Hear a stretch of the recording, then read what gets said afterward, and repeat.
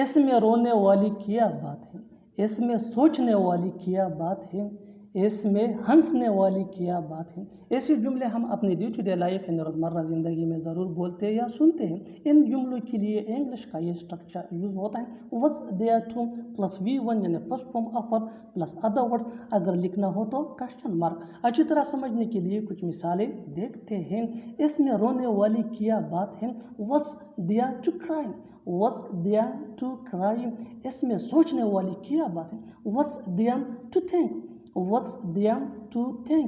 اس میں ہنسنے والی کیا بات ہے was there to laugh، was there to laugh۔ بالکل ہم اسٹرکچر کو اسٹیپ بائی اسٹیپ فالو کر رہے ہیں، آپ بھی اسٹرکچر کی مدد سے سیکھ سکتے ہیں، بنا سکتے ہیں ایسے ہزاروں جملے انگریزی زبان میں آسانی سے۔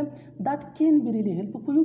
اچھی طرح سمجھنے کے لیے ایک اور مثال دیکھتے ہیں۔ one more example for better understanding۔ اس میں جھوٹ بولنے والی کیا بات ہے was there to lie، was there to lie۔ اور آخر میں یہ سینٹنس آپ کے لیے کامنٹ سیکشن میں اس کا جواب ضرور دینا۔ اس میں چھپانے والی کیا بات ہے، اس میں چھپانے والی کیا بات ہے۔